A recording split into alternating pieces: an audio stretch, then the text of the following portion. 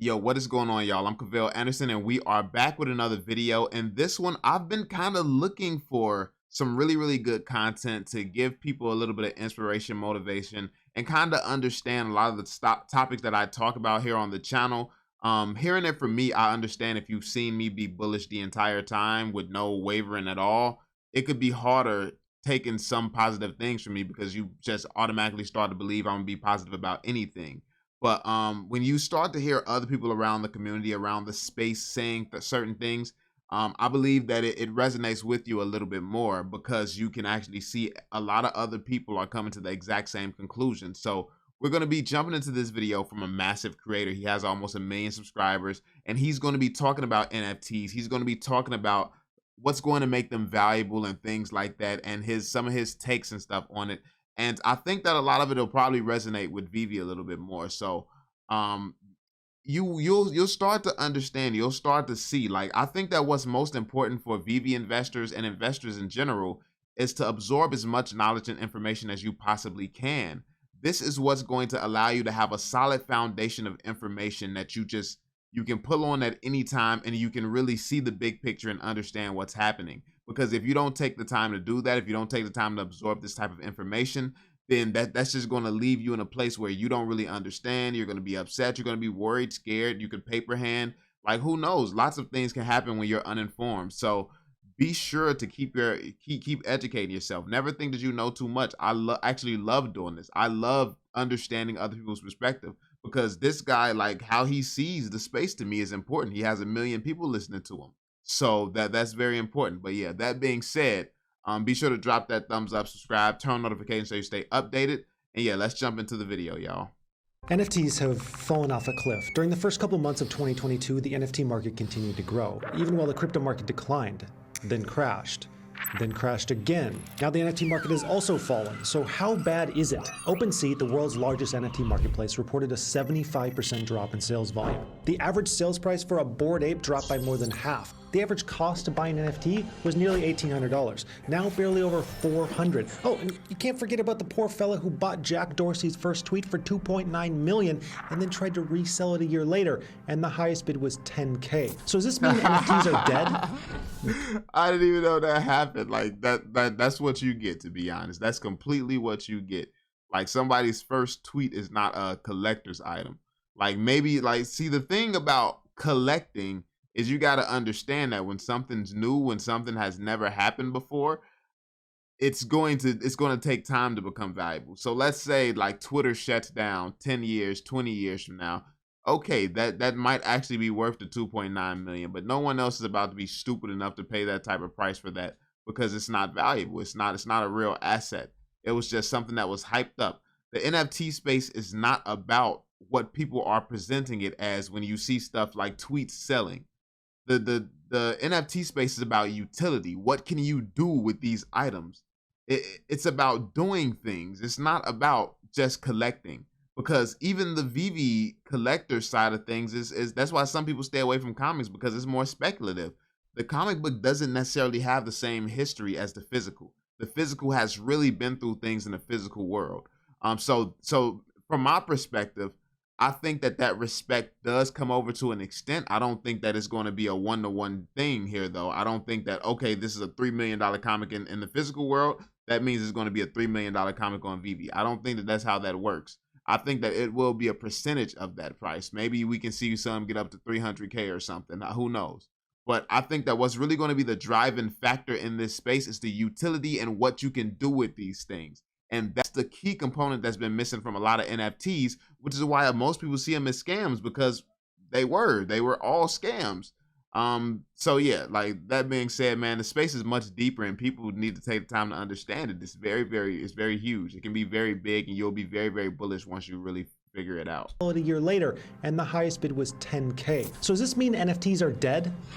That's what we're going to uncover. And in doing this research, I realized I have quite the controversial opinion on the future. But before we get into the future of NFTs, we need to understand the value that they offer right now. Everyone's favorite use case, or maybe the most hated, depending on who you ask, is as collectibles. This is the most simple use case as well. You know, the one where people buy expensive JPEGs and then use them as their profile pictures on Twitter. The utility for a collectible is just that, a collectible, something you think's cool, maybe you have an emotional connection to it. You could try to sell it for more money down the line, but there's no guarantee of a positive ROI, return on images. That's the best I could come up with. Nevertheless, this by far is where most money is going within the NFT market. In hindsight, it's easy to see the collectible side of things was getting a little bit oversaturated. I mean, Coca-Cola and Campbell's Soup made NFTs last year. Charmin made them too. You know, NFTPs. I'm doing poorly today. Strong. When Soup and TP brands are doing a thing that's supposed to be cool, it's not a great sign. But now let's look at another kind of NFT, art. And you might be asking yourself, isn't art collectible? Yes. The distinction here is that collectibles in the NFT community are usually created by some kind of AI and are always part of some limited edition collection. Think Bored Apes or CryptoPunks. Art, on the other hand, is created by a human artist. That could mean some sort of painting or photo, music, animation, or even film in the form of an NFT. And there's some pretty cool stuff happening here. There's so much more going on in the NFT art world than just your childhood memories turned into nightmares. And one is a project. Notice how a lot of these pieces that was shown here, they're IP pieces. Like, obviously the artist has done their own thing to it, used their creativity with it, but this is all IP based stuff. And to be fair, the stuff that's on Veve is also designed by artists, and it's also officially licensed from the biggest brands in the world. I think that it will need, it's not going to be a traditional NFT. Like, it's not going to be like a Mona Lisa. And I believe that there will be those sides, like these one-of-one pieces. I believe things like the Mona Lisa and stuff like that could potentially come, and that would fit on brand with Veve's IP'd approach to the space. Like, if they could secure major artists' work to give one-on-one pieces, to do one-on-one pieces and things like that, that would be amazing. That would be insane. And that would be crazy good publicity for Veve. If they just really, really keep continuing to establish themselves as the kings of IP. But yeah, I think for the most part, metaverse utility and things like that is going to be required. And because of these brands, their resources and stuff like that, I think that Veve is going to be what kind of shifts it can be what shifts the expectation of what you actually look for in an NFT. Veve has quality, it has the brand, the license, and it's going to have the metaverse and the utility. Like, it's literally Veve, this plan covered all the bases of a space that people weren't even thinking about at the time. Like, they were already planning this stuff even before the crash. Now people are starting to realize all those other NFTs were not very valuable, but Veve already had plans for what's going to truly bring value to their NFTs, outside of it being obviously these big brands. So that's major. It's major to see how forward thinking the company is, and that's why I'm so bullish, and a lot of people are. Project that I've been tracking for the past few months, the first movie to be released and funded by the sale of NFTs. Kevin Smith, aka Silent Bob, will be releasing his next film called Kilroy Was Here as an NFT, and it seems to be going pretty well. Musicians are getting in on the action as well. Because sooner or later, the label's gonna have to come on in. And they're gonna have to come on home, and they're gonna have to sit at the table and understand that, you know, their catalogs and things that they hold on to are better served on the blockchain than sitting in the catalog collecting cobwebs. Snoop's point here is that NFTs offer musicians a way around the corporate music industry, one that's famous for exploiting artists. I mean, remember how Prince literally changed his name to a symbol in an attempt to get out of a contract with his record label? And to further this point, the top 10 NFT sales in music last month were all released and sold without the involvement of a major record label. Now that is utility. Now, gaming is the third sector of NFTs. Over the last year or so, this sector has had the highest number of active wallets and sales and continues to do so even in this bear market. But the highest number of sales does not mean the most money. Collectible sales net 10 times more than gaming. Axie Infinity is the most popular game using NFTs. Keep in mind, though, that's because games are trash in this space right now. There's nobody doing this right. There's nobody doing a good job at this just yet. But that's to be expected. It's the beginning stages. You remember the Game Boy Advance games, Sega Genesis and stuff like that. And what's crazy is when I think back to those games, I remember in my head so epic. Then I look at the quality of it now. It's like, bro, that was way off. I was way off base with what I was thinking in my head. I'm like, I'm remembering the character in Super HD. I go back, I can barely recognize the character. I'm like, I used to play this. It's crazy how technology evolves and it changes our minds and perspectives on things. But yeah, when gaming is going to continue to improve, and honestly, I think gaming is going to take a lot of that. I think that gaming and collectibles are kind of going to start to go hand in hand. And that's the type of utility that Veve can actually build in with the biggest brands in the world, by the way. So yeah. The characters, or axes as they call them, are NFTs that the player must buy or rent in order to actually play the game. And there are plenty of other NFT games, but the overall consensus seems to be that blockchain games need to just get better in order to compete with the existing gaming world. However, the future utility of NFT gaming has got to be one of the most exciting. Just think about how much time, effort, and sometimes money you put into getting that upgrade in a game. It's huge, but after you're done playing, all those hard-earned assets are just stuck there in that single game. Think about how cool it would be to be able to use those assets within other games, or maybe rent or sell or trade them to another player. There's so much potential upside for gaming NFTs. Listen to what he just said. Rent or sell or trade them to other players. What did Veve say?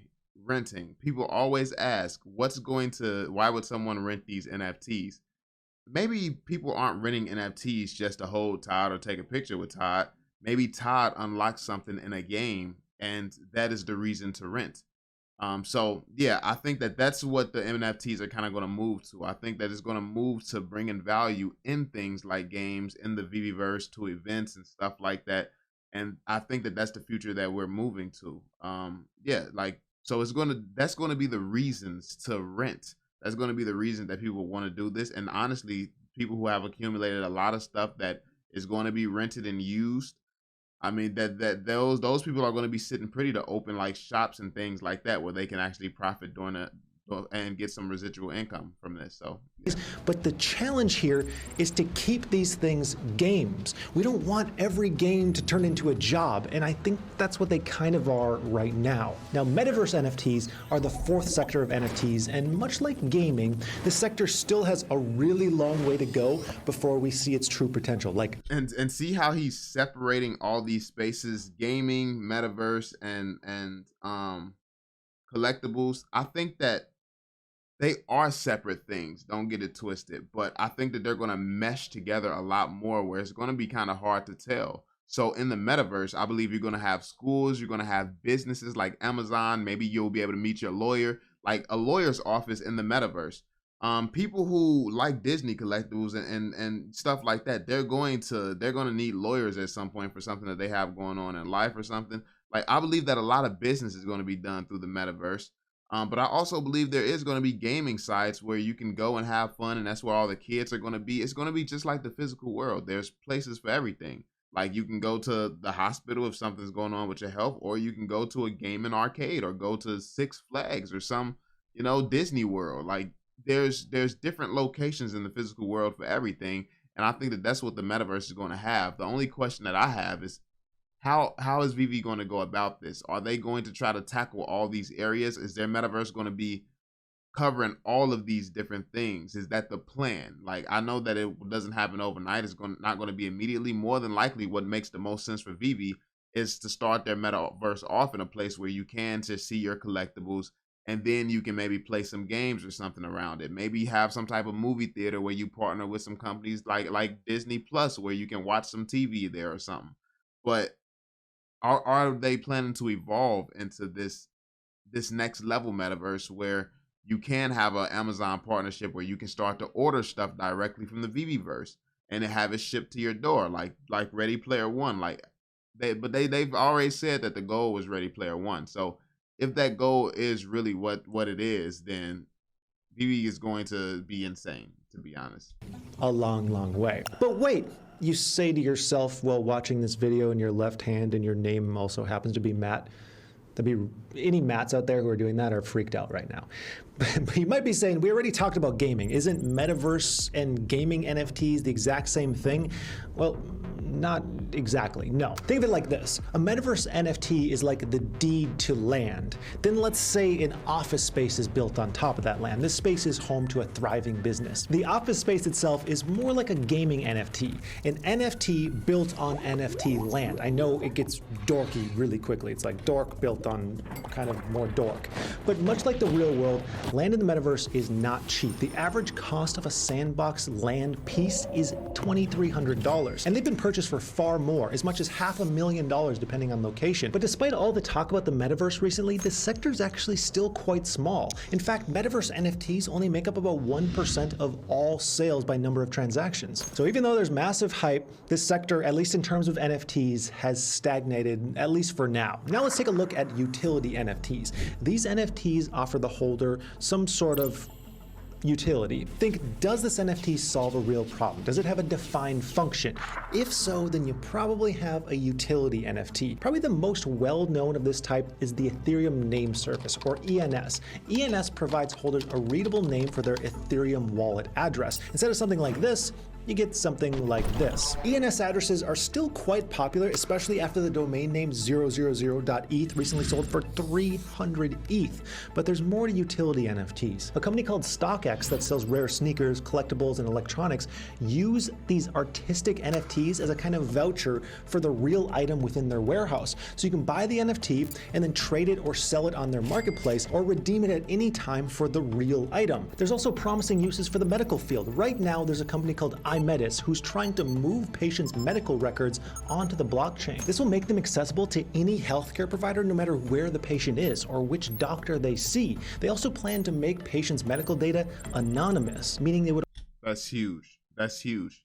Like, as someone who's struggled with health and things off and on, going to different doctors and things like that, you always got to fill out the same paperwork over and over. Sometimes you got more pages than others in certain places. And then they don't know all your history. They don't know everything. So they can't really effectively help you sometimes without seeing you multiple times. And imagine having to do that with a ton of different doctors and specialists and things like that. If any doctor could see your history, see your blood test, see your results, and see everything that has gone on with you health-wise, they can make better decisions when you're in their presence, as opposed to them not being able to really help you until like the 5th visit and things like that. So yeah, that's going to be huge and game changing for the healthcare industry.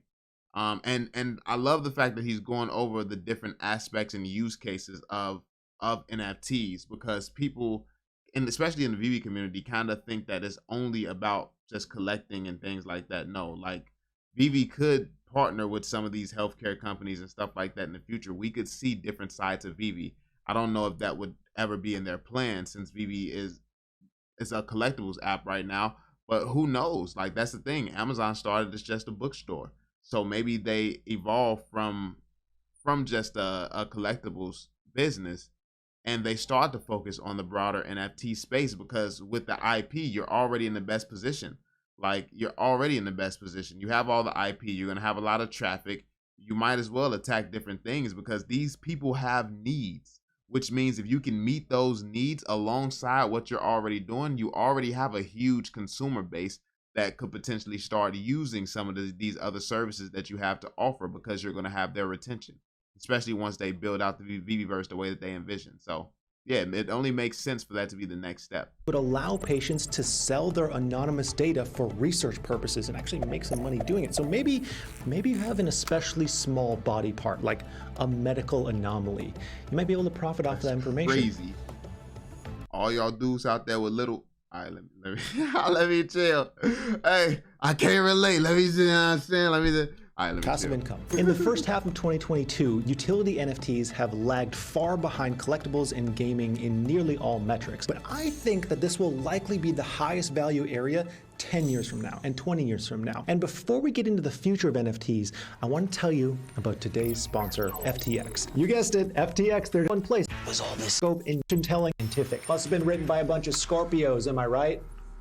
Am I right? Actually, know nothing about astrology. So just get FTX, more legal than being a Leo in Oregon. Now, there have been plenty of people who see the recent dip in NFT sales as proof that the bubble has officially popped. They'll now just fade out in the horizon like Beanie Babies or the Tide. Most of the projects will, but don't forget, another bubble that popped was the web, the internet. So, I mean, be careful for them bubbles. All of them is not scam. So if you understand what something is, opportunity there. Pod challenge. But I don't think that's going to happen. NFTs remind me a lot of VR headsets. You put one on and you're like, wow, this is going to be the future, but it's not there quite yet. There's so many awesome potential use cases for NFTs that are just now being explored. It's like the tip of the spear right now. If NFTs and blockchain technology became widely used, we would see driver's licenses, medical records, passports, certifications, diplomas, all easily accessible with just a cell phone. Is that going to happen overnight?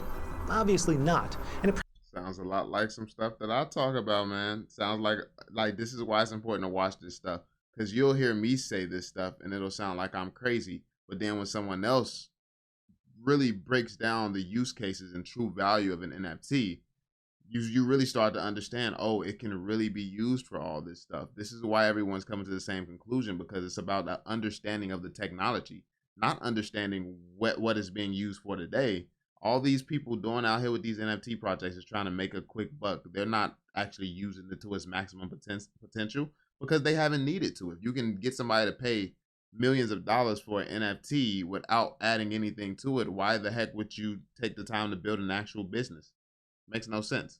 That's the difference between Veve and most of these other projects. Is Veve actually wanted to build a business, and this technology allowed them to build the business in the best way possible.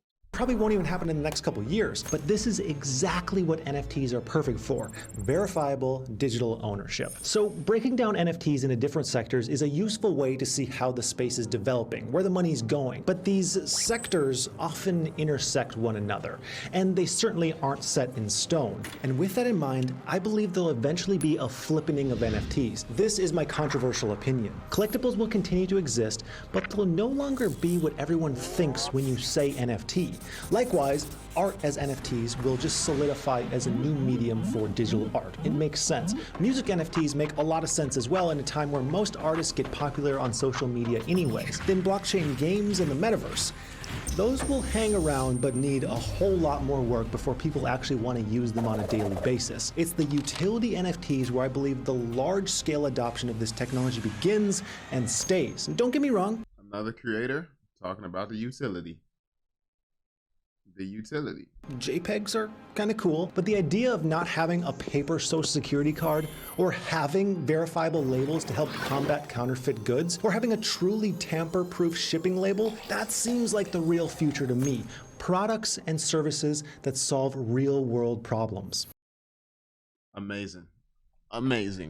So yeah, there we have it, y'all. Let me know what you all think, man. I think that this really touches base and addresses a lot of the concerns that I hear around the community. Obviously, this is just another guy opinion who's not a financial advisor or anything else.